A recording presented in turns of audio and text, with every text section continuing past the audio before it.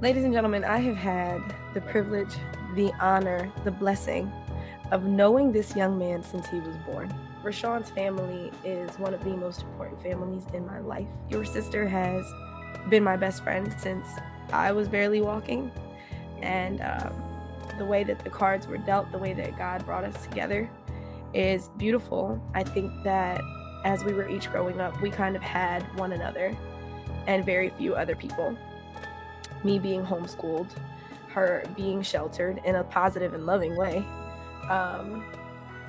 and coming together because Roslyn knew that we needed that chemistry, that love, that camaraderie. I'll be someone different if I didn't know you guys. Definitely be someone different. Mm, I don't know if that'd be a good thing or a bad thing, but we don't tell our mm-hmm. futures. We only like Never know. we can only not even foretell them. Like we just it's all about experiences. I love how you brought it around to the word experiences. We have shared so many beautiful Right, experiences.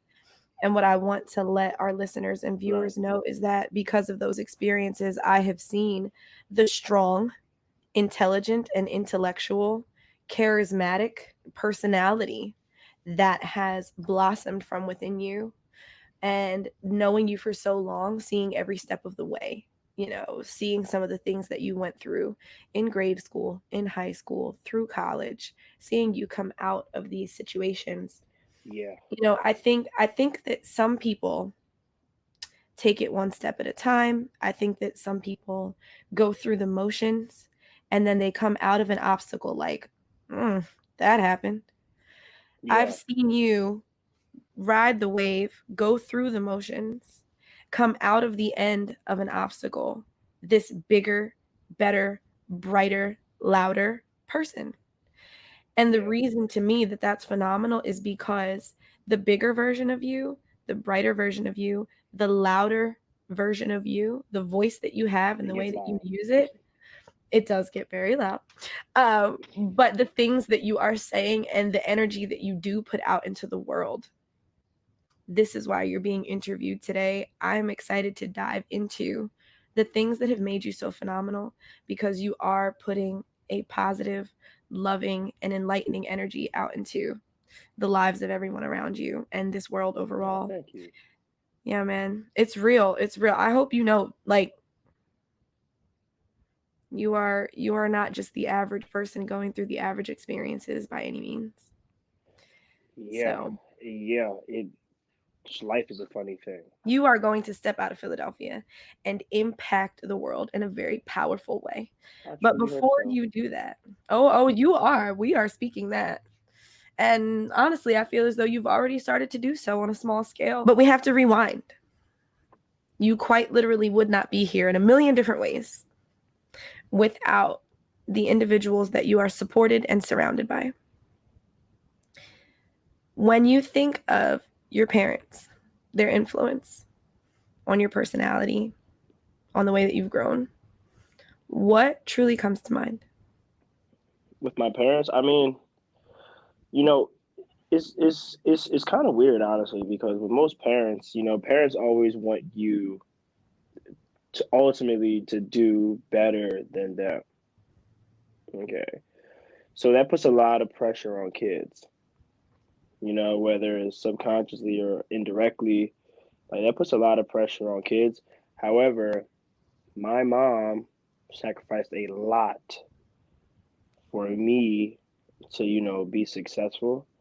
So because of that, like because of the sacrifice, because of her drive to help me throughout everything, can't I can't just be or strive to be normal. I can't strive to be average because it's like that would be a waste of my existence and ultimately indirectly a waste of my mother's work Mm, because it's like I'm not like failure is one thing. Like saying that you went out and you failed, at least you tried. I'm not gonna be like scared to do something because it looks hard, because the money may not be right, because it's something new.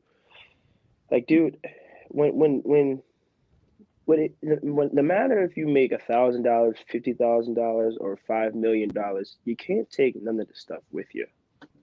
You can't take none of it with you. So the gag is, are you gonna work until you're like 75, 65 years old, and once you finally get what you want, you're not gonna live to see it. So basically, you're making just you're putting the money so someone else can vicariously live through what you left on, which is not a bad idea. But are you gonna do what you have to do when you're early, when you're young, fail when you're young, so you have a checklist, you have a to-do list, you have, um, trial and error. Like if there's so many things that I've quote unquote failed at that a lot of people don't know, but Mm, I fail at a lot of things daily sometimes. But it's just like, mm, I'm 23 years old. Like and especially my generation, our generation is put so much pressure. There's so much mm, pressure on our generation about, the things that we should be doing, the things that we should not be doing, how we should be. If you're not making $70,000 a year at 23, then you're failing at life. But that's unneeded pressure, because at the end of the day, my mhm. race is not your race.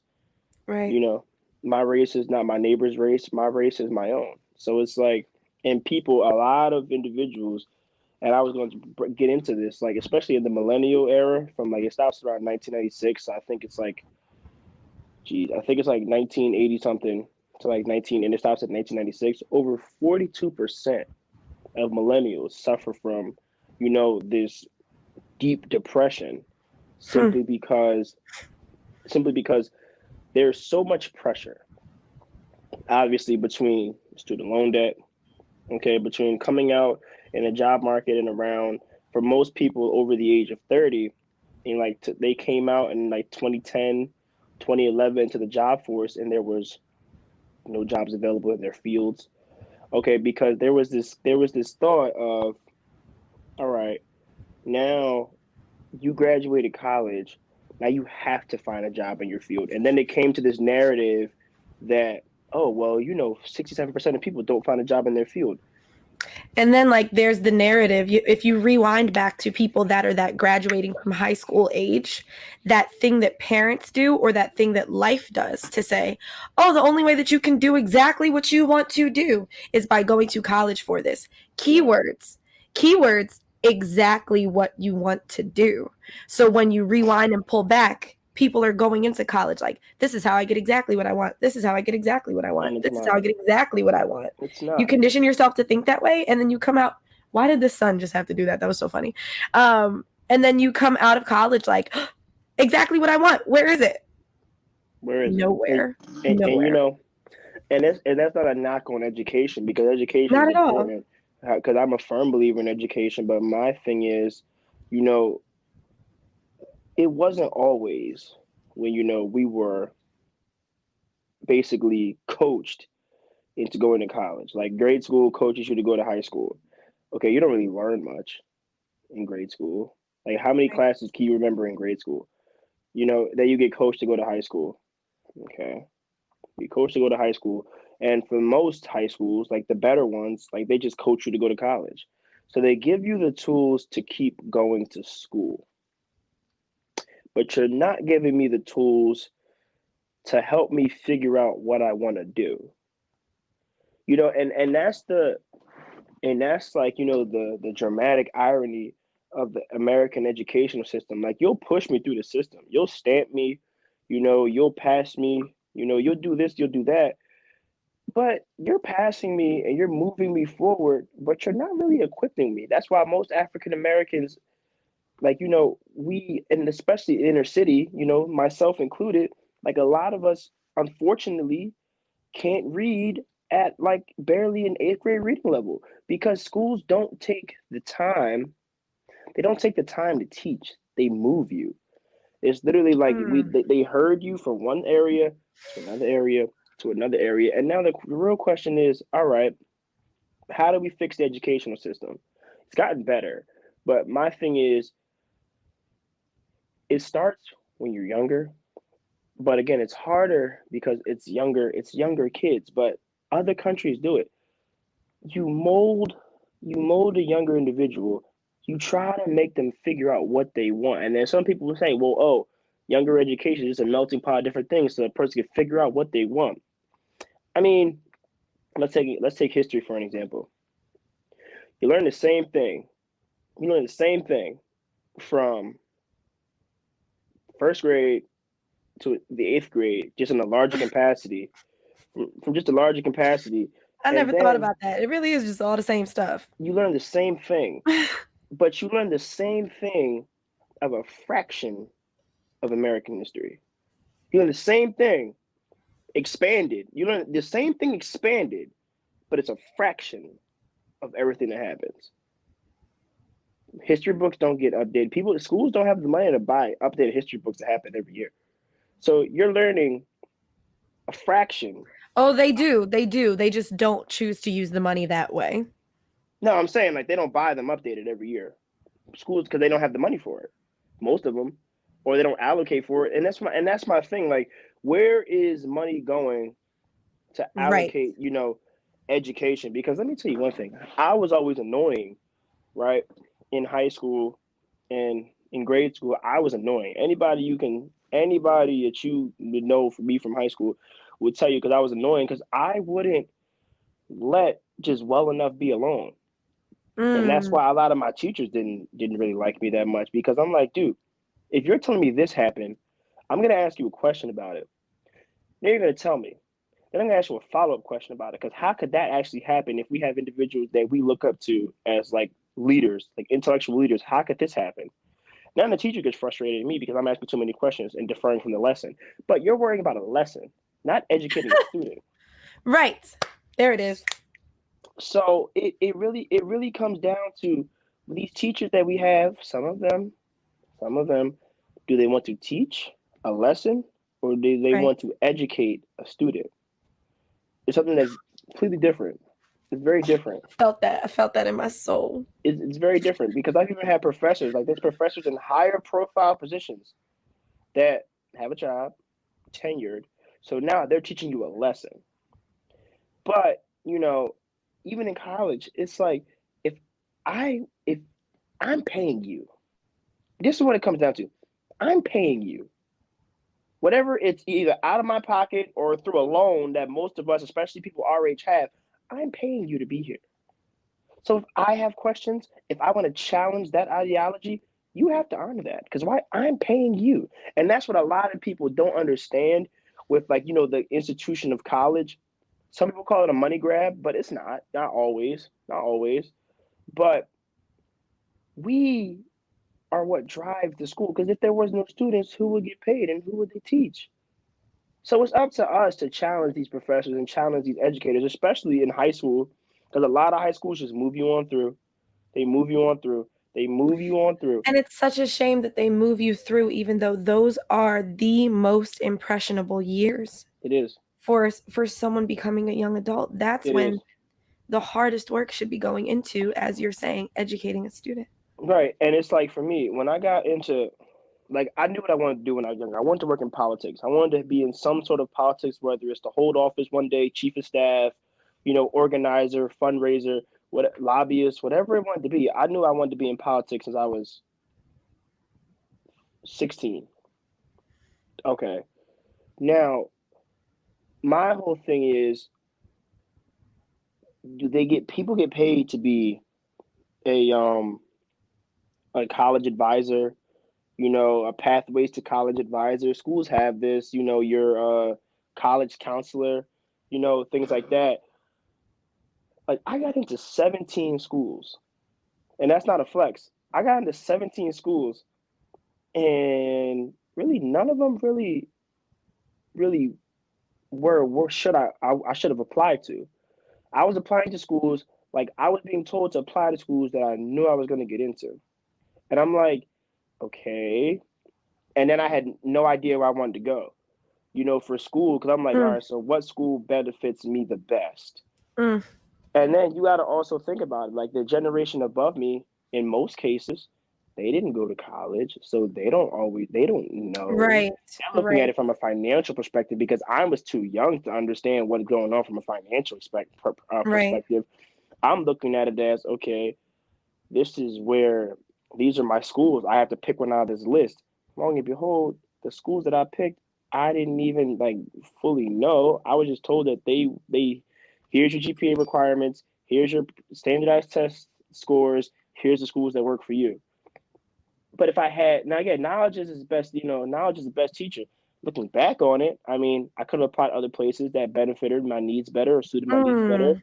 But it's like a lot of people go through this. Oh, I have to go to school, and now you have people with thousands and thousands and thousands of dollars of debt because they were told to go one place because that would help them chase their dream. They took out massive loans because somebody told them that taking out loans was going to be an easy way to pay for it because that was going to help them chase their dream. Now you're stuck with a dream and $1,000 in debt. And what I'm connecting right now, the dots I'm connecting, you were being treated like a number. I mean, So just tying it into what you said about are you there to teach a lesson or are you there to educate a student? When it comes to something as grand as deciding your future, deciding a college that you would now spend a certain amount of years at and be impacted by, affected by, they approach this situation as if you were a number. Hi, you're number 5,722 that applied today. What's your GPA? Oh, look, another number. What's your now age? What's your this? What's your grade? A letter, a number. Like, now a lot of people will sit there and say, "Oh, well, you chose to go there. You didn't have to go there." Right. But my question is to you: when a baby crawls, does it know it's really crawling? right. Does it really And know? So, my question is, were you educated as a young student and as a human to understand the power of the decision that you were making? um, um, not to the point where it would sway anything. Like people got to understand something. Growing up, you know, in this era, that was the only thing that people like. They never really told you what was next. Like because college, like that's what I was known for. Even in my neighborhood, I was like, oh, that's the one that's going to college, and it's just like, yeah. So it's like, what do you do after that?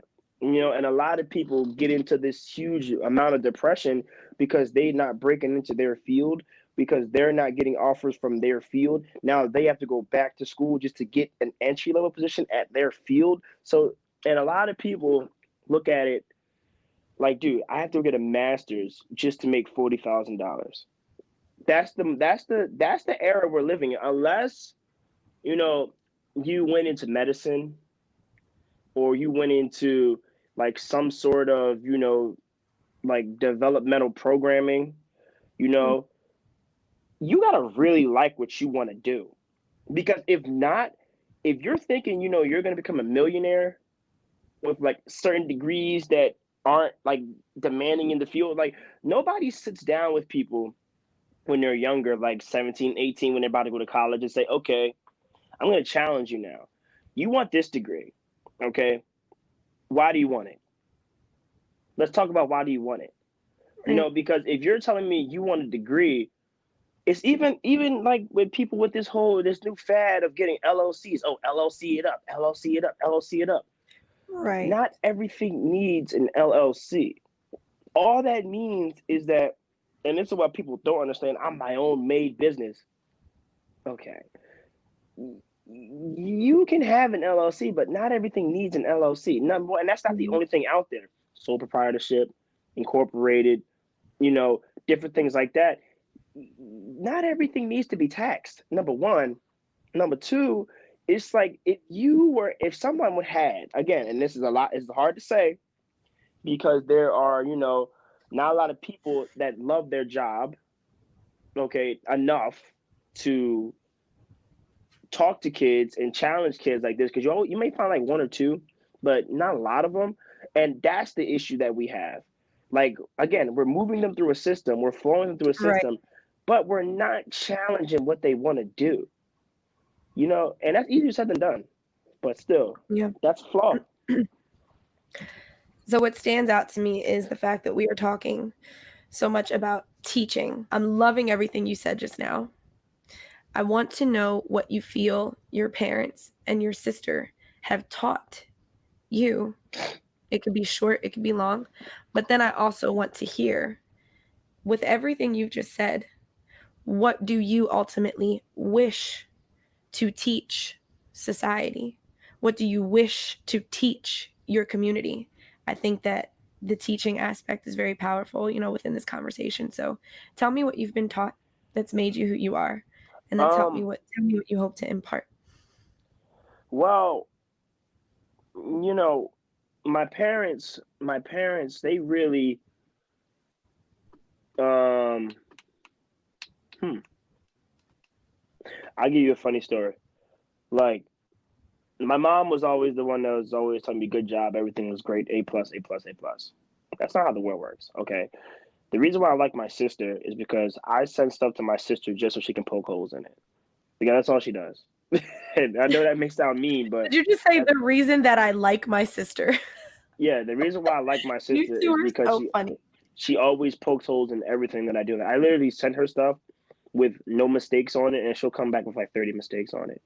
And I'm just like, okay.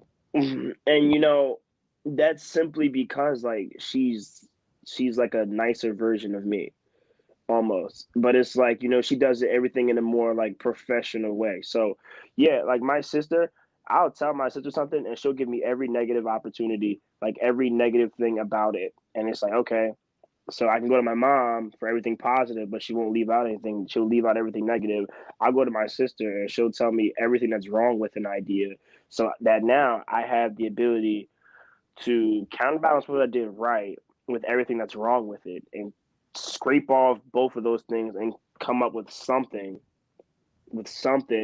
that now has like opinions from both sides. So that's why like I Mm. send my sister so much stuff and I tell her to like, yo, mess this up, like tell me where I went wrong with it, and she'll Balance, do it. balance. Now, And she'll before do we it. go talking smack on my best friend, okay, here's what we not gonna do. Here's what we gonna make sure we cover. You don't mean that she's a critical and pessimistic person that's just throwing negativity back at you with every opportunity Oh she no, gets. no, but What she's you extremely mean critical. is she knows exactly how much potential that you have. She knows what you can ultimately bring to the table, and Yeah, she prides herself in yeah, bringing that strive for perfection and excellence out but of you. Like she's tunnel vision on that. I that's what know I'm that my saying. little brother's amazing, but he can be even more amazing. But that's what I'm saying. And people like is like in schools, they need more people, like my sister, who will just Oh poke holes yes. and will people think every idea somebody thinks is $1 million idea. No, this may be $1,000 idea. This may be $100 idea. Yo, I Uh, could hear Dom saying that. yeah, Did you think this was $1 million idea? yeah, Well, and it's really like you can't bank on every idea that you have. Every idea you have, it may not make you $1 million, but watch this. Can you make $100 with that idea? Okay. Can you do that idea enough to do it 10 times? Oh wow, you have $1,000. Okay. Can you do that 10 more times? Now you have $10,000. Wait a minute, we're getting somewhere. So you mean to tell me you just turned $100 idea and you did it 10 times twice? You have $10,000. Okay. So can you do it 10 more times? You can. All right. So now you have $100,000. You started off with a $100 idea, did it 100 times, got to $100,000. Can you do that 10 more times? Now you have a little more money to play with. You can probably spend a little more here, do a little more there. Hold on. You have now officially, maybe you got to the half, maybe you got to the full million. You have turned $100 idea into half a million, $100,000, half a million, or maybe even $1 million. So it's not right. always about the $1 million idea because a lot of people my age, especially, I'm chasing a million. I'm chasing a million. First of all, if you're being honest, you got to make 2 million to make 1 million because they're gonna tax you, so you're never gonna see the full million. So it's really about It's really about how hard are you willing to work. It's all about your alarm clock. They don't all go off on the same time. Who's to say my alarm clock will go off when I'm 27? I'm 23. Who's to say, my alarm clock won't go off when I'm 45? Who's to say that my alarm clock is set to go off when I'm 32? You never know. But the thing is, you just have to keep every opportunity open. You have to keep Mm, every opportunity open, because if you don't, now you're delaying your alarm clock. It was supposed to go off when you turn 27, but you did something stupid, so now it goes off when you're 31. Oh, and everybody's is different. The same way we don't all wake up at the same time is the same way we all don't become successful at the same time. It doesn't matter mm, when you do it. It's really about, do you want to do it? Because if you want to mm. do it, it'll happen faster. If you want to do it, it'll happen faster. It just all depends on the drive and determination, man. It really does. Mm. Very powerful stuff. Who are your influences outside of your family? Who's impacted you the most? So I have a friend group, right? I'm not gonna say their names. It's two friends that I have. Starting off in their careers early, at around 23, starting off in their career early. And I'm not gonna say we're in competition with each other, because that's not the word that we're looking for. But I have never met two people, including myself, so three people that literally just want to see each other succeed. Mm. Because it's not really about, oh, I make this much, I make this much, I make this much. What are you doing? And this is the problem. A lot of people want to do something, but they're trapped around people that don't want them to do anything. Mm. They Oh, don't want them to do anything. So you really have to think about it. Are my friends bringing me down? Are my people that I know bringing me down? Is this relationship bringing me down? Is the situation that I'm in bringing me down? If this job that I'm working, is it bringing me down? These type of things, they help you become a better person. So if you're on pace, if you're in a realm with people that's getting to it, it doesn't have to be, millions or $100,000. But if you're surrounding yourself with people that's getting to it, you're gonna want to get to it too. Then you're not gonna be in the position that you want to be. And I'm not throwing shade at no one. I'm sitting here no, talking I to the get it. person. I'm sitting here talking to the person that really wants to be something in life. And sometimes it's hard to be something when you're surrounded by people that don't want to be anything. It's very Woo. hard. It's very hard. So I It's have I would like you to give advice to our listeners and viewers, our Mirage family. How do you surround yourself by people that are getting it, as you put it, and not be intimidated? How do you use that as fuel for inspiration rather than Why fuel would you for ever be intimidation? intimidated by someone else Yeah, that's that's not you. God? That's you. That's you. But That's not what God. advice would you give to another person who hears what you just said? They're impacted by what you just said. They go to try to surround themselves with those people, and they have to get over that initial speed bump of, oh, never mind. I'm just intimidated. Maybe I Well, here, don't deserve this circle. if you walk there, you deserve to be there. Number one. So, and number two, it's more so about this.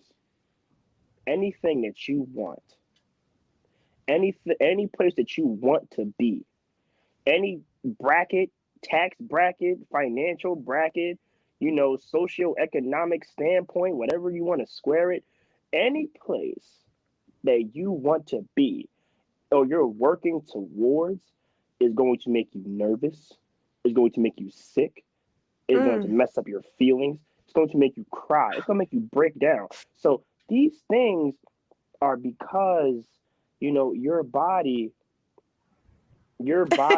doesn't. I'm in the whole camera. This that just Yes, happened. yes. I put you in the whole camera because one, you preaching, and Oh, two, you preaching to my spirit. I'm over here. I'm wiping some tears. You know what I'm but saying? I'm reacting. that is the truest thing ever, because that is what real success is.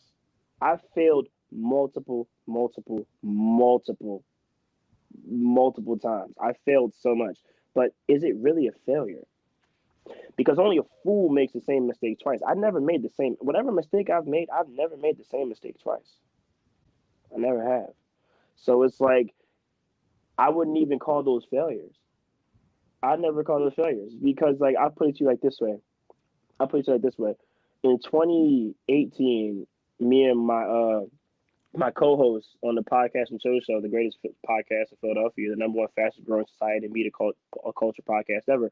We um we started a movie, and it was called West the Movie, and it didn't get done. I met some great people along the way of that, and that's kind of one of the reasons why I wanted to do like a podcast. I wanted to talk. I wanted to create something, because at the end of the day, like I could never. I If I want to run for office one day, I may never do that. I may never do that. It's all really about what is possible in the future. But I'll tell you one thing though, like having a podcast allows me to become, the better speaker, the better thinker, the better learner. Because I have to learn a bunch of stuff in order to, talk about. I'm not just bringing y'all stuff like out, like out of left field. So it's it's really about what you want to do. So if you feel as if you're scared or you're feel intimidated by being in the political arena, not a political arena, excuse me, like a certain arena, because there's people out there that's really getting to it. Everybody was scared at one point. Everybody was scared at one point. Everybody was nervous at one point. Oh my God! Like I was on the phone with President Obama in 20. Jesus, I want to say like 2013. I was on the phone with him, and when I heard this man's voice, I ain't never in my life, I have never, ever, ever heard someone to talk like President Obama. It just shows you, the power that one individual could bring. But I felt like I deserved to be there because of all the hard work that I did. I'm not gonna let, oh, it's Obama. Yeah, I'm not gonna let that intimidate me because I wanna be in that. I want to be in that area. I want to be in that spectrum. I want to be in that same position one day, not president, but I want to be in that same position to help and inspire people like Obama. Obama, Right. Obama, love him or hate him, love him or hate him, he was the only one. He felt prime example. I'm pretty sure he was nervous. I'm pretty sure at Mm, night he had social anxiety. I'm pretty sure at night he a broke special down. kind of nervous and scared. I'm pretty sure he was crying some nights, but it's like at the end of the day, you're crying not because you're sad. You're crying because you're nervous. You're crying because you're scared. You're crying because you're overwhelmed. Because at the end of the day, you know that you on a whole different spectrum, on the way to a whole different stratosphere of people. A lot of Mm, people will not be there. Let me tell you one thing. You can't live your friend's life. You can't live your mom life. You can't live your dad life. You can't live your best friend life. At the end of the day, you can only live your life because one day they won't be here, and maybe you'll be here, and they won't be. So it's like people really mm. you have to live, you have to run your own race, and this is not a sprint. I mean, yeah, we have a mortality and we don't know what time we're leaving or going, but this is not a sprint. This is not, you will sprint and be in the wrong place. I promise you. This is not a sprint. Life is a marathon. You can either run it, you can gas out halfway through, or you can pace yourself and you get to somewhere soon. But you cannot sit here and just say, "Oh, I'm at this is gonna happen then this is gonna happen, then this is gonna happen, then this is gonna happen." Life don't work that way. Prime example, COVID-19. Do you really think that we would be like we can't even go out anywhere or do Woo. anything? So it's like Mm, life doesn't work how you want it to work. I don't care what degree you have. I don't care what school you went to. I don't care who you know. I don't care how much money, big money, small money you have. Life does not work around you. Life does not work around me. We work around life. mm, we mhm. work we work around life. So as long as you keep your nose clean, as long as you put in the work, it doesn't even have to be hard. It doesn't have to be like amazing work. You're putting in the effort. You're Right. just not throwing darts at the board and hoping one of them stick. You're putting in the effort. Right. Somebody's gonna notice that. Your work, either somebody's gonna notice it or your work's gonna pay off, and you're gonna look back and like, yo, yeah, it was hell to get here, but guess where I'm at? Look at where I'm at. So, speaking of where you are at, this is the perfect segue. Being on the phone with former Yeah, President Barack Obama, yeah, you specifically stated, I knew that that's where I was supposed to be because of the work that I did to get to this place. yeah. Tell me about the work that you did to get to the point where you were in a room on the phone with President Barack Obama at the time, Sure. President Barack Obama. Well, Tell me so what that work is that brought you to that point, and then tell me what it meant to you to be in that position. Tell me what that says about who you are now, your future from that point on. right. How did that fuel you? How did that spark the flame of your dream? Is that what you said in your speech? You said the ember that ignites I don't remember what the I said. flame of your dream. We just Something like that. we posted it the other day. Yeah, I was just sorry. Okay, so anyway, politics. Yeah. Why does Rishaun want to be involved in politics? I mean, why And what why does should it mean for his future that why he I feel like everyone should be involved in politics. Politics drives economy, politics drives stocks, politics drives trading, politics drives education, politics drives healthcare. Like politics drives a lot of things. So for people who don't want to be in politics, I mean, or don't care about politics, I find that grossly disrespectful. I find that grossly mm, disrespectful because that basically means you don't care about where you live. You don't care about how your streets look. You don't care about, sanctions in your neighborhood. You don't care about voting. You don't care about anything. So people that tell me that, that's like a giant slap in the face to me. Like, oh, you don't care about politics. How dare you not care about politics at the end of the day? Because politics is what, gives your grandmama, money because she can't go outside to work. Politics is what allows people, to get unemployment. Okay. Politics is what allows a lot of people to have a lot of different things. And if it was done better, then we would have a lot more. And then people say, "Oh, well, politics. Nobody ever believes politicians. Politicians lie. Politicians lie." Yeah, yeah. mm, Some do. Some do. That's not a fact. I mean, that's not a lie. Some people do. Politics isn't the most honest game all the time, but you have to understand. People have to understand that in a world like for those who believe in a higher power, I'm not going to say any names, but for those who believe in a higher power, they believe that we were all put here for a reason. Okay. The reason was to serve and do other things. But the reason why we're different from, anything else that communicates and talks is because we have something called free will. What that means is we have the ability to choose what we want to do. And it also means that we were all flawed. Because we have free will, we are all flawed. Okay, there's something different between every one of us because we can choose whether or not what we want to do. We can choose to do the right thing. We can choose to do the wrong thing. That's what free will is. You're battling between your true self and your false self. Two different sides of the mm. same coin. So that's what politics is. That's what politics is. But the thing is, again, if you don't like politics and you don't care about politics, that's a giant slap in the face because now, because you don't care, you're going to allow someone to come into office that doesn't care about you. Mm. So, and that's what I'm saying. Like, I can't sit aside and just watch people run for office that don't care.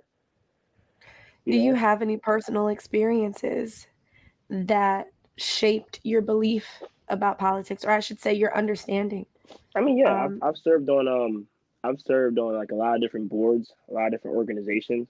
In my younger years when I was going through high school, I didn't really do much in my college years because I was just focusing on education. But when I was younger, yeah, I served on a bunch of different commissions. A bunch of different generations of like people that cared about their community, old, young, and older. So mm, it's like I've done volunteer work, I've done lobbying, for different PA House bills. Like I've been like a youth delegate, you mm, know, like in my younger years. But it's just like all those things just tied into what I really wanted to do. Like I just right. genuinely, I just want to help people. And it's like some people say, "Oh, become a doctor, become a." No, no, no, no, no. Not because it's hard, because I don't want to help people in an operating room. I don't want to help people, you know, Mm, in a doctor's office. I want to help people, on a grander scale. I want to be able to make laws and legislation that benefits people, not just the rich, not the millionaires, not the billionaires. I want to benefit the people that only got like $1,000 in their bank account. Fun fact: over only 50% of America actually have over $1,000 in their bank account. Like, and that's just $1,000, $1,000. Like, let that sink in. Like, half of the country doesn't have $1,000 in their bank account. Over 54% of the country live paycheck to paycheck. And why is that? Wages are bad. Okay, so, and there's a lot of other things that tie into it. And it's like, yeah, we live in a capitalistic society where it's more about how much money you make, but it's also, there's too large of a divide between those who make money and those who don't. So I interned for the mayor's office for 3 years, and then I worked at the mayor's office for another. I've been working at the mayor's office since I was 16, and then I stopped working at the mayor's office when I turned 21. I'll just put it to you like that.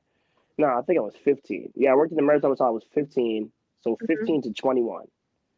In different aspects, I was working for City Hall from 15 to 21, basically. Wow. Somewhere around there. Okay. But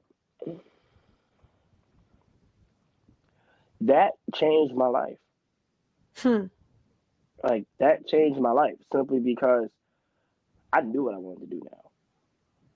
I knew what I wanted to do. Like, there was no after doing that, like being under, like I was just an intern for half of it, like, just doing intern things. But I would like drive around with the mayor. I would be in some of his meetings. Like, I would look and I would see what he would do, and I'm like, yo, I want to do that. Like, that's what I want to do. But I want to be able to pass laws, to do things. I want to be able to do that. Why can't I do that? I can do that. I can do that. And I started to figure out, all right, so what do you really do? So now I started watching him. I would watch him. I would watch, like, his behaviors in meetings. I would watch how he talked. I would watch what he did. And I'm like, I can do that. Yeah, he's the reason why I want to do this. I'll be honest with you. So shout out to him. Shout out to him. Definitely a great guy, like a big brother. So yeah, it was yeah, shout out to him. That's the reason why I want to do it. So do you see yourself being the mayor of Philadelphia specifically? My goal eventually one day is to be governor of the state of Pennsylvania. One day. Not anytime soon, but one day. That's like the ultimate goal. But for now, I just want to make as many changes as possible. It's not really about status at this point. It's about change. I don't care. I could care less about status. I care more about change. So whatever change I can make is what I'll strive for and what I'll do. But eventually, like, my ultimate goal is to one day govern the whole state of Pennsylvania. If that doesn't happen, that doesn't happen. But my thing is, as long as I'm making change, I'm Right. I'm content with myself, and I'm making Right. visible change. Not saying that I'm making change and not doing anything. I want to make visible change, and that's Right. all I want. Do you recognize that you've already done that? No, because nothing has changed. Nothing has changed. Nothing has changed. Nothing has I mean, changed. in terms of understanding our community, you start off with the community that is just the family in your household. You branch out into the community that is your aunts, your uncles, your cousins. You branch out into the community that is the people that are not blood related to you but are like family to you. You branch out into the community that is your friends. When you look in the mirror, do you see a person that has indeed impacted all of those micro communities? Yes, definitely. Yeah, because I challenge my friends all the time. That's why some of them don't like to talk to me sometimes. Oh goodness. I challenge my friends all the time, to Mm-hmm. do better and be better and do things. And that's not me saying, like, I think that I'm better than my friends, because that is not the case. But my whole thing is like, yo, not everybody knows, and this is scary to say, but not everybody knows that they can be successful. Not everybody knows that. I know that may sound like weird to say, but it's like, you never know if somebody told somebody that they could be great at something unless you tell them. They never heard it before. Really? I got this one friend who just started learning about stocks. He loves it now. He does it every Mm, day. He does it every mm, day, and it's like, he's like, bro, you can do this, and I'm like, yeah. You don't need to go to school for that. You can learn how to do that, like, by yourself. And it's like, there's classes for it. You can pay. mm-hmm. Again, there's courses you can pay for and things like that. But just to spark his interest, meant a lot, like, to me. Mhm. Like take the podcast for an example. Like they brought me on like after the first year, and they was like, "Yo, dude, we like what you do. Like, just come and talk." I said, "Okay." And now look at us, like like we're growing and things like that. And it's just like I definitely say that I affected people like in a positive way because I try to be positive all the time. Again, it's not the easiest thing to do. Being Right. positive actually takes work. If I'm being honest, it takes a Right. lot of work. But I mean, yeah, like even with my my family that's not my family, like and if I were to die tomorrow, at least they would know that like I'm remembered somehow. I hope it will be good, but that's what it really comes down to. You know, legacies don't always mean trust funds. Legacy sometimes also means impact. So Mm. it's always about if I were to die tomorrow, if you were to die tomorrow, how would people remember you? Will they remember you for what you did? Will they remember Hmm. you for what you said? Will they remember you for how much money you had? But will they remember you? Is the question. And some people say, well, I don't care if anybody remembers me. That's fine. I don't care if I change anybody's life. I'm here to make a dollar and be about my day. That's fine too, because again, we all have free will. Right. But my duty in life, before I'm dead, hopefully, is to make a change. I don't know what change it will be. I don't know what change will come of it, but I know that before I leave this earth, I will make a change somehow. Just don't know when. Don't know how. Well, I do know how, but it's a secret. What are some of the ways that you know you're going to do that? If you were to give me like a tiny bullet point list, I know I'm going to do this. I know I'm going to do that. I know I want to do this. This is what's going to happen. On this, like within this interview right now, what can you manifest? I'll say three things. I'll say three Mm-hmm. words: reform, educate, and execute. Reform, Reform, educate. educate, and execute. Reform, educate, and execute. Now, what does that mean? I mean, it's all for interpretation. But the three most things that are important to me are reform, education, education, and being able to execute. That's beautiful. Thank you. You have worked so hard to already be on that track, on that path. And again, it's been extremely inspiring and impressive. Thank you. Um, before we go, again, thank you for your time and energy. But today is Martin Luther King Jr. Day. What does that mean to you? What do you know about his words, the impact that he's had, how he reformed, educated, and executed? You know what I'm saying? Well, I How do you mean, relate today to who you are as a young man?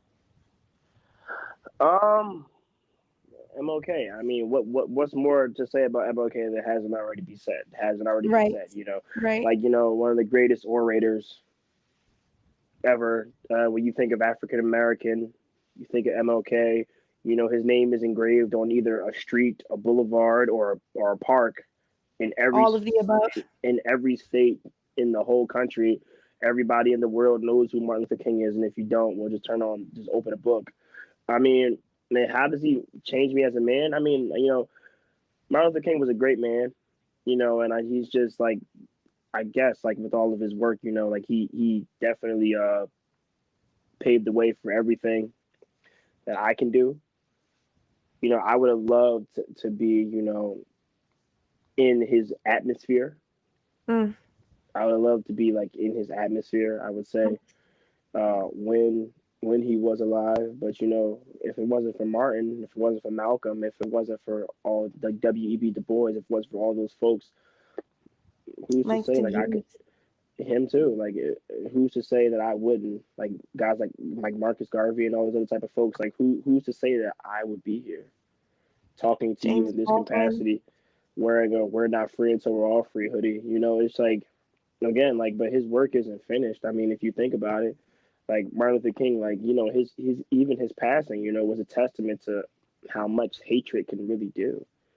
like hatred still, like as we've seen on January, what was it, January 6th, like Mm-hmm. hatred is here.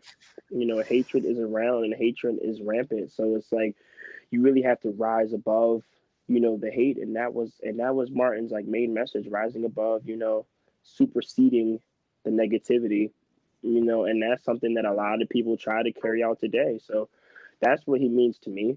Like Martin Luther King, like like the enigma, the epitome of, superseding. That's definitely what MLK means to me. So yeah, it is MLK Day. So happy MLK Day. But you know, my closing statement, definitely check out the Pod and Chill Show. Patreon.pod and chill show. We do have a Patreon. We weekly videos, weekly motivation, daily motivation, financial literacy things in the Patreon. Check it out. Check it out. For $5, for 14 cents a day, you too can be a member of the Pod and Chill Show family. We're also sending out exclusive T-shirts to every Patreon member. So check that out. Join forums. T-shirt. Let me go get this T-shirt. Let me go get this Patreon. Yeah, so it's really great. We have forums, polls, blog posts, bunch of stuff coming. Cartoon dropping soon. Well, I have one episode, but episode 1 will not be released to the public. Y'all, I got a sneak peek at this cartoon, and let me tell you, it is funny. Yes, funny. But the first episode, you're just so talented in so many ways. Go ahead. Thank you. The first episode will not be on YouTube. That is a Patreon exclusive, but the episode 2 will be on YouTube after the Patreon see it first, obviously. So yeah, check out the Pod and Chill Show, man. We're here. We're live. We love you guys. I commend, I applaud, I admire, I adore the fact that the three of you have risen against such odds. Yeah. That you have made it as far as you have and become the young men that you have. Definitely. In terms of your levels of just intelligence and being inspirational. Right. The three of you continue to just strive. Strive is the word I'm thinking of, and grow. And you're destined to continue to move forward, progress, reach the finish line of this marathon that you spoke on. Definitely, the marathon continues every day. That was a great closing statement. I really hope people understand, like, Pod and Chill Show is not just your average podcast, man. I can't wait to have all three of you on. It'll happen. It's gonna be tough. It'll definitely happen. So yeah, man, thanks for having me. Yeah. Mirage Pod, man, go check it out. Smash that like button. Smash that button, especially on this episode. Thank you for inspiring everyone around you. Of course. No matter your age. I'm deeply moved. We end on a light note. Quick, name 3 types of sports balls in 5 seconds. Go. Basketball, tennis, baseball. Okay, see, you know what? Get off my... Goodbye.